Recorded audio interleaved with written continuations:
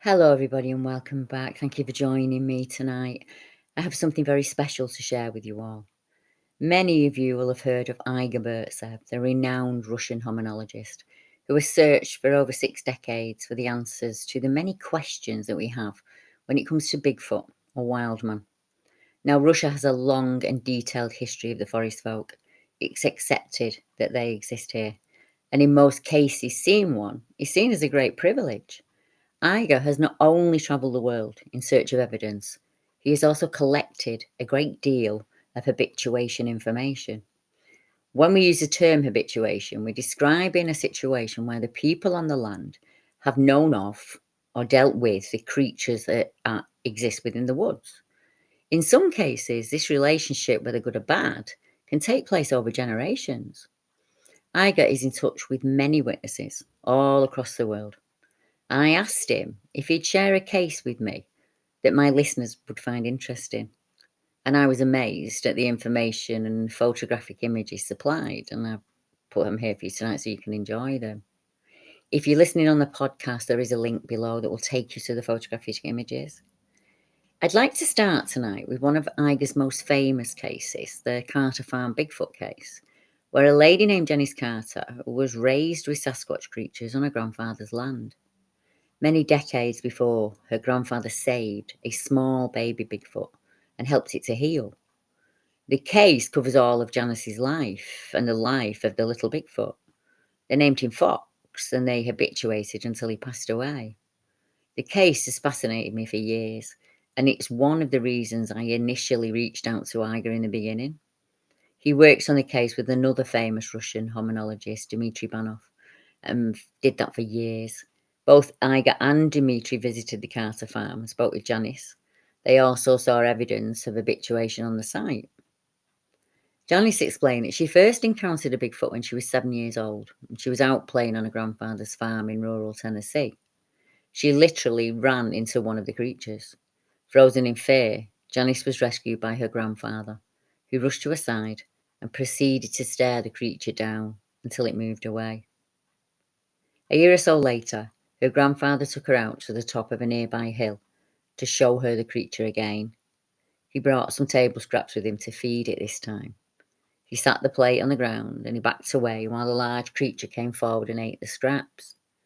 As time went on, Janice came to realise that there was not just this male creature, there were several of them, and she calls them her forest friends, and they were living on the land around the farm. As said, her grandfather first befriended them in the 1940s when he rescued an injured juvenile and he nursed him back to health. He named that juvenile creature Fox.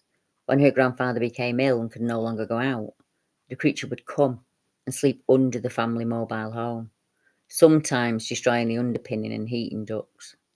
And when her grandfather passed away, Janice took up the responsibility for feeding and interacting with the creatures. In recent years, Janice decided to tell her family story, and she did that with the help of Mary Green. Mary wrote a book called 50 Years with Bigfoot. Now, I've tried to get a copy of this for decades, and I've never been able to get my hands on one. Janice explained in the book that she grew up among the forest friends, and she developed a lasting relationship with them. She said that in addition to their own language, the creatures had learned a good deal of English from the Carter family. Russian Bigfoot researcher Dmitry Banov has focused on the Janice's case, especially on the claim that the creatures can speak English. For his argument is that Bigfoot are more not an animal, but not quite human. They are, he suggests, best considered to be manimals.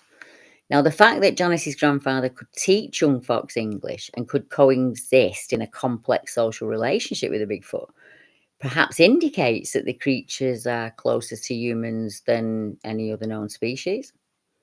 Over the years, Fox was able to communicate his needs to the family, and he would often ask for garlic or cloves or onions. Janice once removed several of his arm hairs in the hopes of testing them for DNA as she passed across a garlic clove for Fox. Also important to Dmitry Banov is the story that she told of a burial of a stillborn baby Bigfoot. Digging a hole with their bare hands and with pointed sticks, the creatures buried the infant, And for a long while after the burial, the mother would deliver food to the grave, as if expecting the baby to eat. This suggests, says Dimitri, that Bigfoot may even have a concept of the afterlife. Perhaps most important of all, however, is the claim that the Bigfoot on the Carter farm possessed a language of their very own. Now, it's not only that they acquired a kind of rudimentary English, but that they possessed a spoken language independent of their English training. Janice learned to speak the basics of the Bigfoot language from her grandfather and from Fox and others who could speak both English and Bigfoot. Now, there are examples of many of our hominid cousins having burial rites. What at first was seen as a savage society is now understood in a very different way. For example, for decades we were told that Neanderthals were brutish bullies with no culture, no language or brain power at all, almost troglodyte. Now we know the opposite, in fact, is the truth. They formed close family groups who healed and nursed each other and grieved at the passing of a loved one. Burial rites were the same as they were for us. They put them in the ground and then they covered that burial site with flowers and they grieved there. Dimitri feels this is the same for the forest folk. As a child, Fox scared Janice and her little sister Lila. Her grandfather quickly chastised Fox for frightening the girls. By way of an apology, Fox spoke in a Bigfoot language to Lila and said, "Yellow hair, be happy, my little sister. Don't cry." In other words, he was apologetic.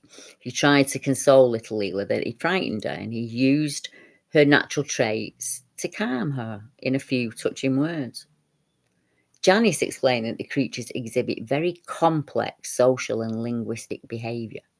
Here is her experience written for the first time when she reached out to Mary Green after the BRFO initially ignored her reports. Janice said, "I should tell you about myself and some of the finer experiences I've had with this animal Bigfoot. We call him that now. I called him a monster when I was younger. My name is Janice Carter Coy.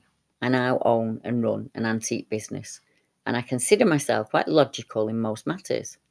I don't spook easily, and I only know of two things I'm really scared of: a person with a gun aimed at me, or a Bigfoot. The last turns me into a downright chicken when I feel that feeling washing over me. You know what I'm talking about, if you're for real, if you've seen them. If not, you're just going to laugh with the rest of them and make it into a big joke anyway. I can take the fun making, as I'm dead level serious about Bigfoot. I don't care who thinks what about me, as long as I can help in the discovery of one of these animals. Then let us see who has the last laugh," she says. I understand that sentiment. She said, "When I was 7.5 in the month of late June, I ran ahead into a male Bigfoot. I didn't realise he was a male until I was much older. My grandfather, who I call Pawpaw, and I were out blackberry picking, and he'd sent me back to the house from the backside of the property to get a water jug filled. On returning, I could see my Pawpaw through the trees and the underbrush ahead of me. And all of a sudden, I ran into a Bigfoot's knee area. Smack! It backed up a few steps and turned towards me. I was frozen stiff. I couldn't scream. I couldn't make myself move. And I wet myself. It scared the holy fool out of me. I must have made some kind of sound at some point because Pawpaw came to me. Pawpaw got in front of me and he just stared at it at first. And then he started talking to it, like he did to the young spooked horses he owned and the ones that he trained at the time. It did move off after a time, and it looked back at us the whole time until it disappeared from sight behind the trees. Our land was heavily forested at the time, and it had lots of underbrush and briars. Pawpaw later had it cleared to pasture. My uncle still lives there, and he won't even stay there by himself at night unless he has to. He calls it, that Bigfoot, a werewolf. He claims he saw it in the year August 2001. It was in the front yard, and he went out to feed the dogs one night. He came to my house for 2 weeks after this stay with us, and he'd stay there at night because it scared him that much. He made one of us go down to the old home with him so he could feed the dogs during the daytime. Our house was a little cramped as I'm married with 6 children between us. Not too long after that, something got 2 of the dogs in October, and another my cousin had given to my uncle in November. No trace of the dogs have ever been found. Anyway, Bigfoot may or may not still be around at the home place. I do not like going there, and I'm not going to go and try and find out. I'll say this. I do not want to help you capture one of these things at no amount of cost. You couldn't pay me enough for that. You or someone else are welcome to that task. That's nothing to do with me. I just want to see one up close behind some type of enforcement that it can't get to me from when one's caught. I do want to know what species it is for sure. I want to know if it's human, a beast, a prehistoric man, or what. I can't tell you for sure. It's an animal of some sort, I know. I just don't know what. I understand what Janice means. If I could go back to that day and see him with a barrier between us, I wouldn't have been as scared. I don't think I would have been as scared. Maybe I'm speculating. Maybe there's a possibility that I would have actually got a real good look at him. I feel the same as Janice, that I'd love to go back to that day, to my first initial sighting, you know, but I couldn't do it as a 15-year-old. That would be impossible. She said, I did undergo hypnosis once to see if I was dreaming. I was about 21 years of age, and the therapist did not know what to think or make of it. She said he thought it may have been a bear or a pet chimp, and that I'd just seen it as a monster. The truth is, either my pawpaw was nuts or the bravest man I have ever known, or he just had a soft spot for critters. I don't know which, but he did tame this thing down. It had been raiding the potato and corn bins in the barn, and it also stripped our fruit trees at the time. We had apples, plums, and cherry trees. It also liked muscadines and berries and persimmons too, and we had it all there. It did not like the chestnut trees.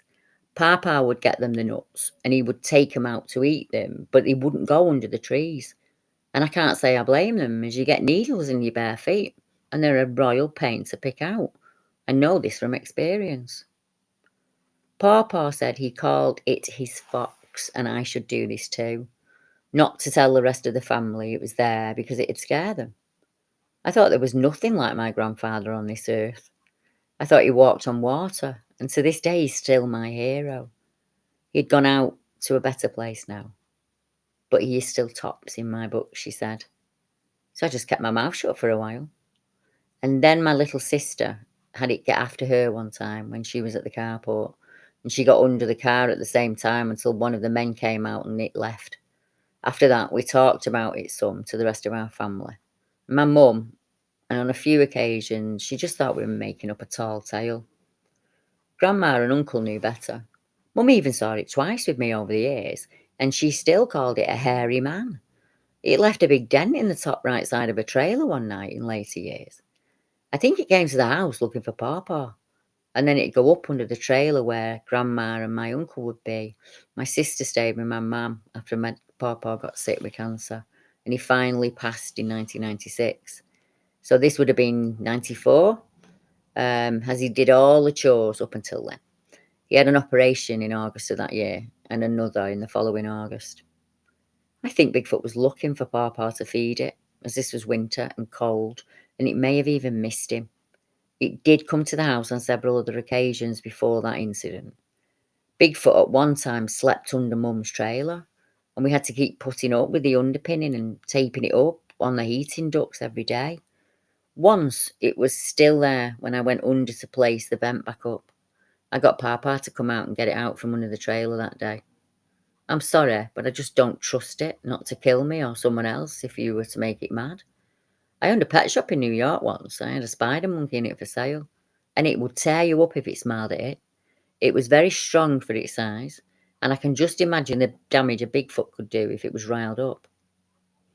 She said to Mary, I know this letter is getting very long, but I have so much information on the subject of Bigfoot. I do want you to contact me, and please don't put this off as some kind of BS. It's the truth, and I want some help, and someone besides my husband to talk to and discuss this issue with. I think, unless you see one of these things, you tend to live in a fantasy world where they don't exist. Thank you, Janice Carter Coy. I cannot imagine what it was like for Janice growing up. I know her little sister Lilia also had interactions with some of the clan. Johnny stated when she reached puberty, she was attacked by a male Bigfoot that broke her leg. In a video with Igor, Janice explains how the creatures hunted, and they would run up on a deer or a buck from behind.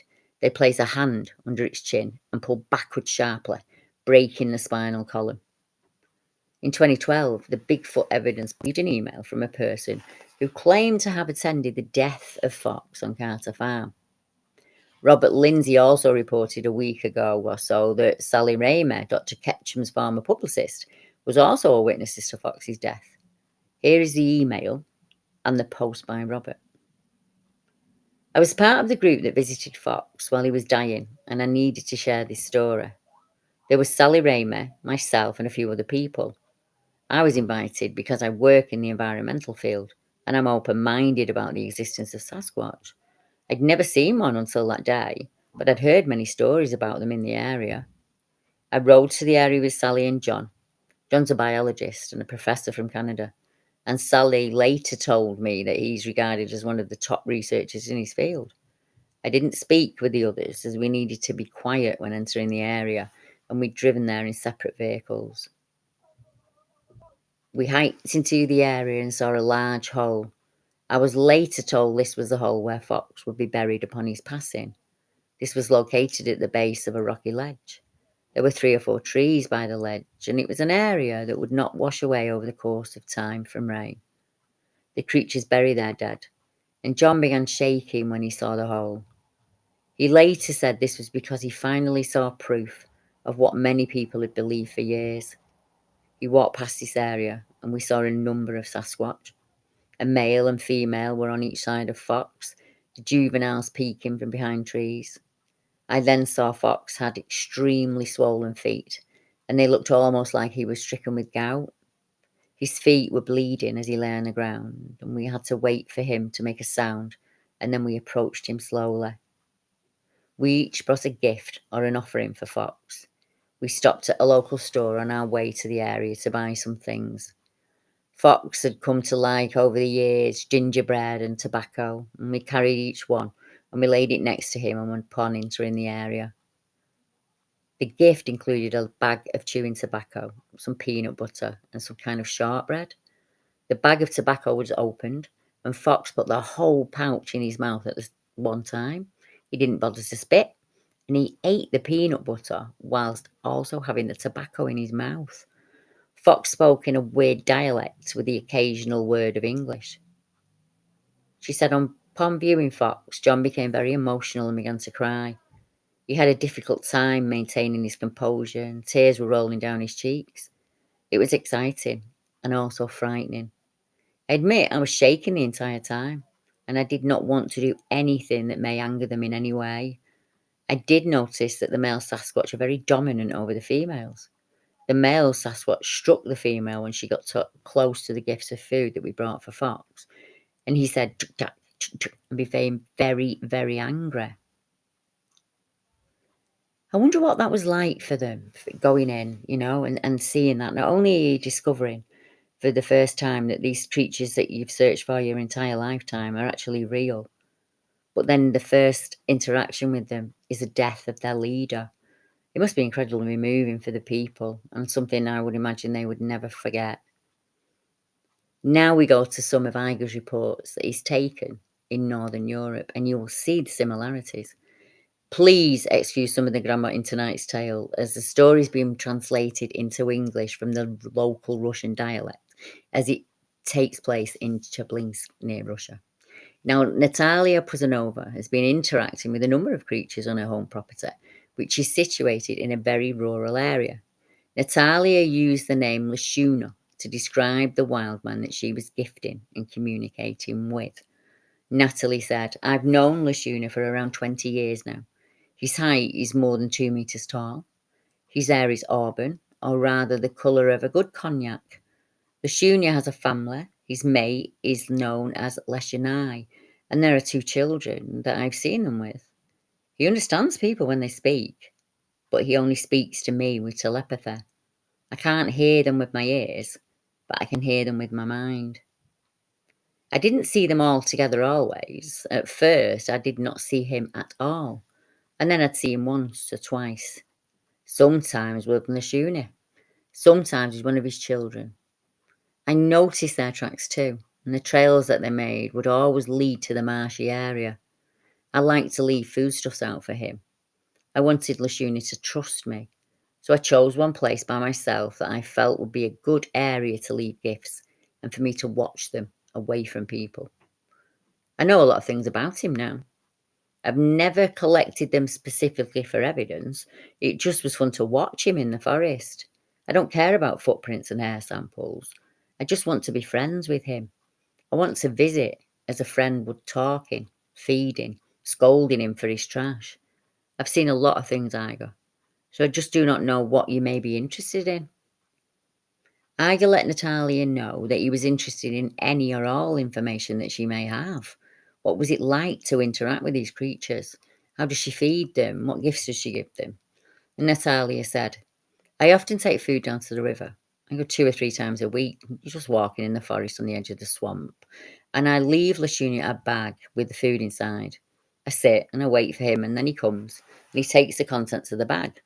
He eats it closely, and then when the package is empty, he leaves me. I use the same pack of sweets several times, so now I know he has a sweet tooth. He loves gingerbread, caramel, and chocolate. And if I leave a taste his mate likes, he takes this to his mate. And in the summer, I left him food directly on the gifting stone. I left the same gingerbread and candy without closing the tin to see if mice or small creatures were eating them and not my friend. And at first, I'd hide them in nooks or put stones on top of them, and the stones would be placed to the side with the packets underneath them. So no bird, no mouse is doing this. No one touches the food other than Leshunya.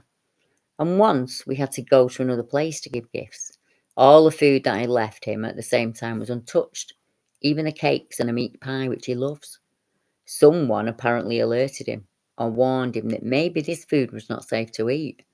I have noticed a huge black crow when I brought food in the past, and I've left some food out for the crow too. But he didn't eat it either. He took the bread in his beak and flew towards Leshunya's lair. I think they worked together, him and that crow. Another time I was with my son when we got to the swamp. We'd been out together with Leshunya's food and cakes. I didn't hide them. I put them on the bag and the candy too, and they sat there for 14 days, all completely untouched. And I realised he expressed to me his displeasure that I'd come to the swamp, not alone, but also with my male son. The gingerbread was drowned in the swamp. I found out Leshunya likes to look at pictures on pieces of paper or on the wrappers that I leave. However, these pictures I've started hiding under a rock to trick him, and he still finds them. And he pulls the treats out and he examines the packaging carefully. This little accident happened when I moved from the mountains to the swamp. I had a number of leaflets, which I was going to use as kindle for my fire. And since I didn't make a fire, they were just still out there. But I couldn't find them. And then on my next visit, I found them close to the swamp. They were all hidden away under rocks, just as unnecessary garbage. Or was he hiding them there from me? I don't know. And then I came upon these booklets, and that they'd been read, and they'd been scattered around the trees. And I was surprised that he'd even found them and took them. An interesting case occurred in the September of the same year.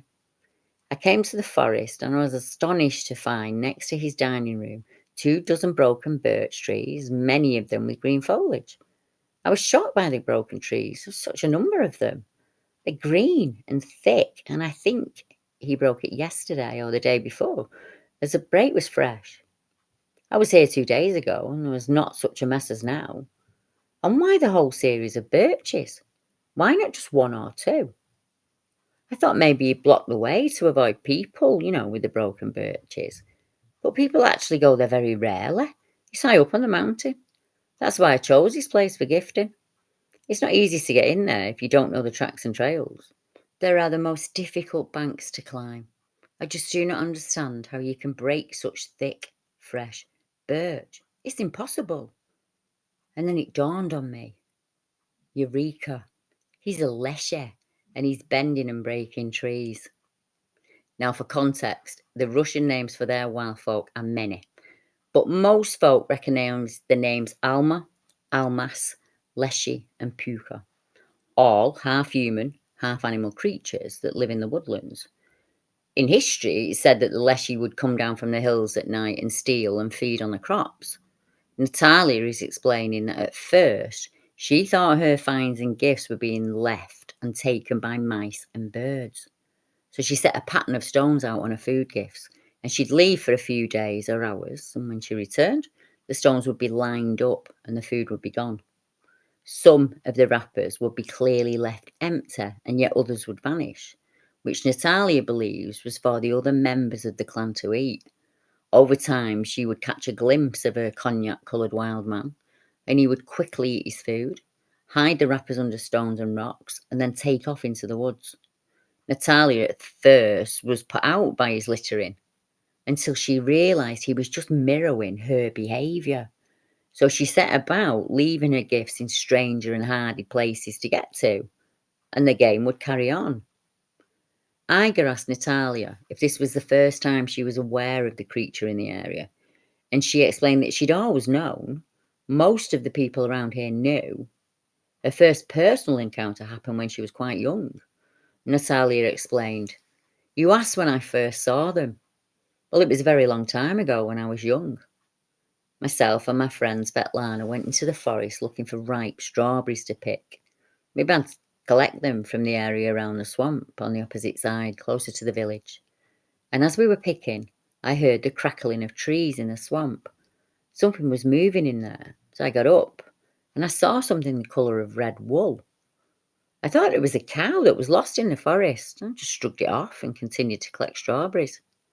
But this cow continued to approach me, and when she was maybe 10 metres away from me, I realised who it was. For some reason, I immediately called him Leshunya, and there was no surprise, much less fear. I always knew him. I took our connection for granted. I even just about fell in love with him. He was such a handsome thing, with an intelligent expression. He was not an animal. And then I remembered about Svetlana. I thought if she saw him, she'd just die from fear. So I ran to her and commanded without explanation, "You need to run." And we quickly got away from there. She's a very nervous psyche, more nervous than I. I just said that someone was walking in the swamp and that they'd scared me. Thereafter, Leshunya always accompanied me when I came into the forest. And at first, I didn't see him, but the smell of his smell would soon appear. And you can even imagine what he can do. He has magical powers. He speaks with telepathy, and he warns me what days I should not go to the forest and why. How does he know this? If I'm going into the woods as I leave the house, I hear in my head, "Do not go, it will harm your leg." And at the same moment, my leg starts to ache as if I've sprained it, and that pain becomes a limp, and it lasted for several hours. But I had no injury. Why did he want me to stay home? At times, he warns me to take mosquito repellent when there are a lot of them about. He's like my grandfather. And he can be like a spoiled child, begging for gingerbread if I don't bring it when I visit. And he cries, "Why did you not bring the gingerbread?" And the answer was, "Because you're fat." This he did not like. He can be kind, and he loves to show me the birds. Many years ago, when I came into the forest, he always asked me, "Do you want to see the bird? Turn your head and see him."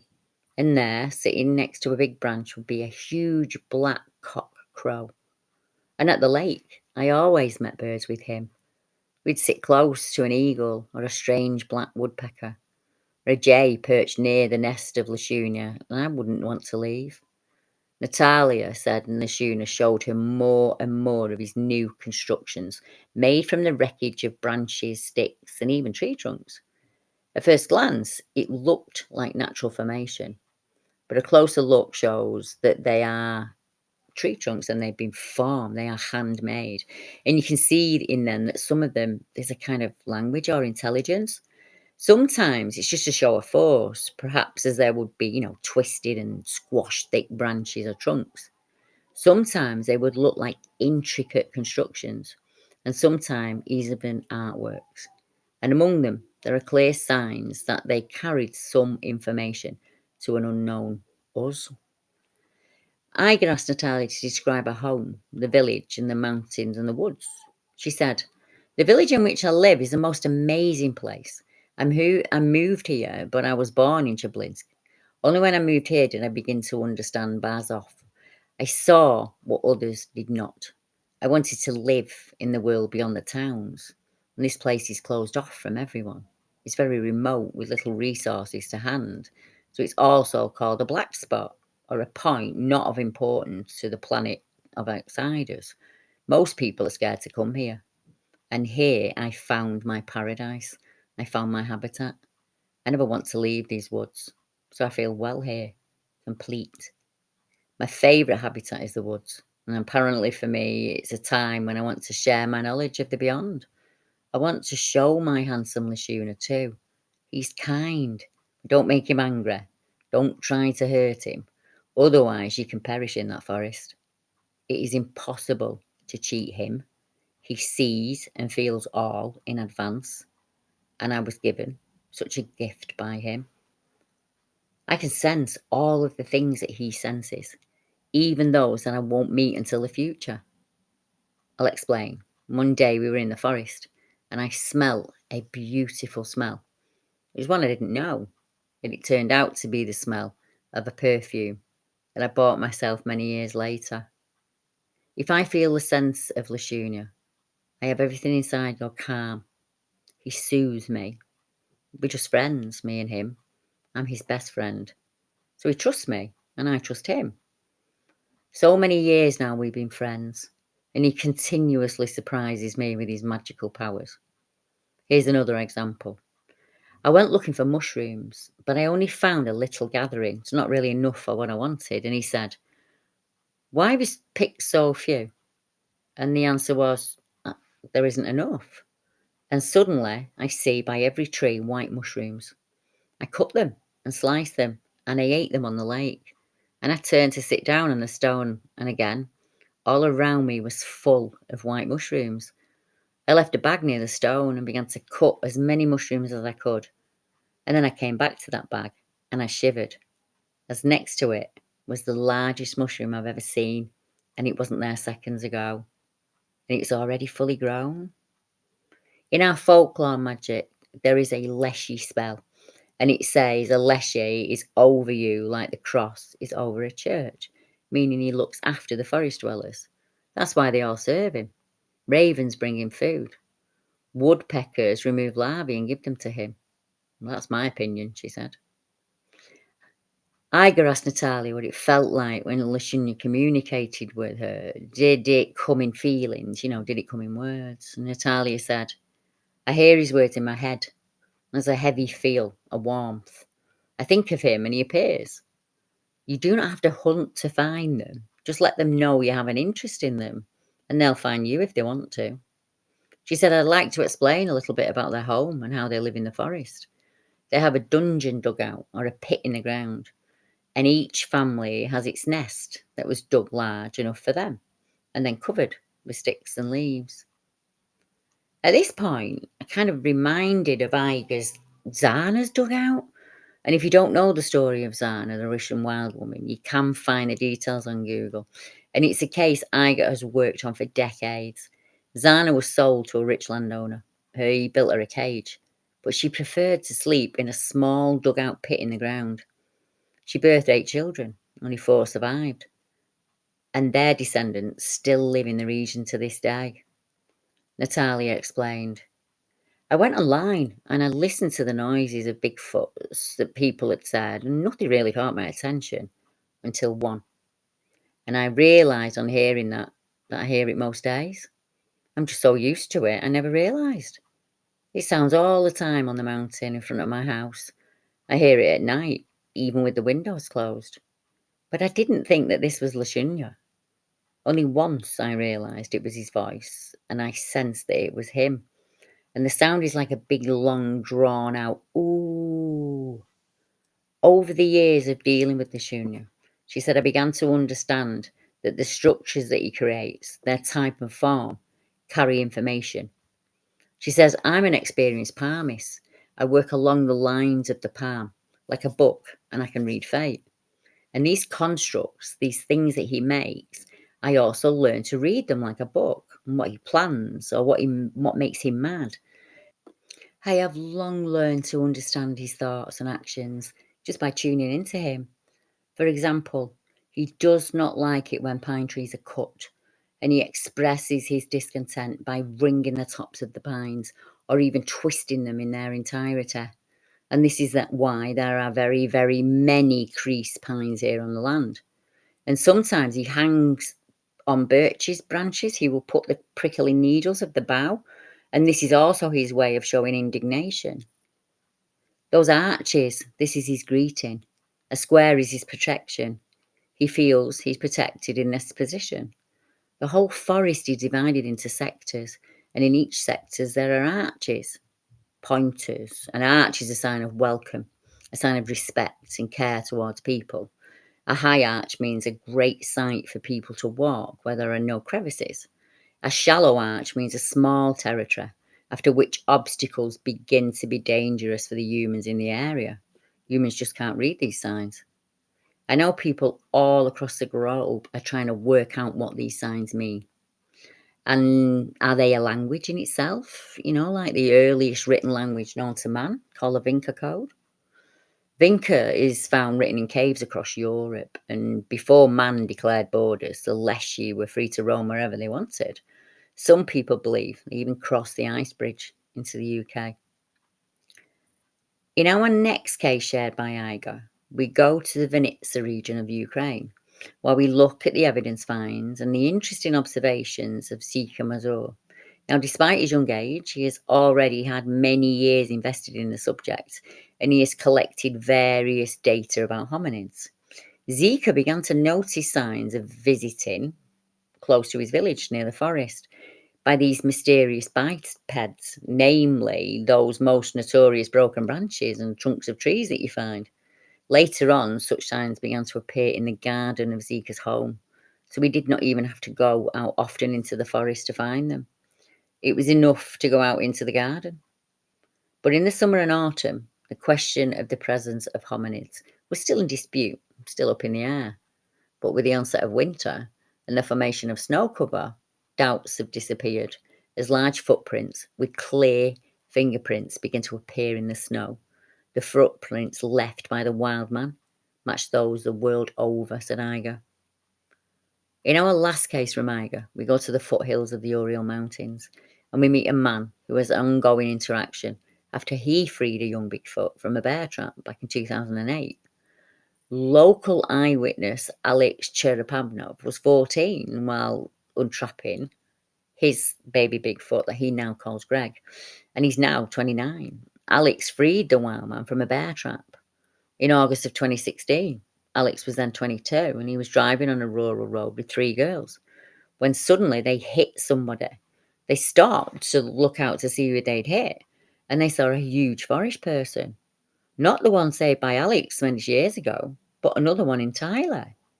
Alex was very scared and they tried to escape, but the creature jumped onto the car's trunk.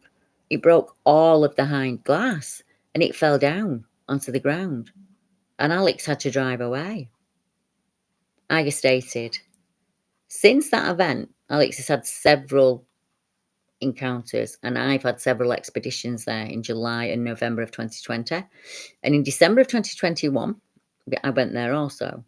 In November of 2020, for 2 evenings, I had the happiness of meeting and handshaking with that creature. It appeared to me that they can speak Russian, though they distorted their pronunciation.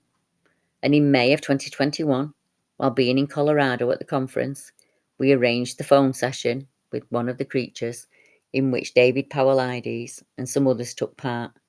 They all were speaking to him using Alex's phone. It would seem that a small number of people on the earth have had the pleasure or the honour of seeing one of our forest friends in the flesh. To shake the hand of one, or to attend at the passing of another is rarer than anything I can name. Without this information collected by Igor and Dmitry, we would know none of this. These cases would just pass into obscurity, and that would be a sin in my eyes. Each person, each creature, has a truth of its own to tell. I've included links to all of Igor's social media sites, why don't you pop across and look at some of his other cases? The work that he did on Bluff Creek is absolutely phenomenal. I hope you enjoyed tonight's upload. And once again, if you're listening via the podcast, here's a link to all of the images provided by Igor. Thank you for tuning in tonight. If you're a new listener or an old listener, we really enjoy the fact that you come here week in, week out. And if you're listening for the first time, why don't you subscribe? We put stories and uploads like this out every week. And on a Saturday YouTube channel at 8 p.m, there's a chat box at the side of the video so that you can chat with me or some of the members of BBR, the witnesses, or just make new friends. So I'll be back this time next week. Good night, everyone.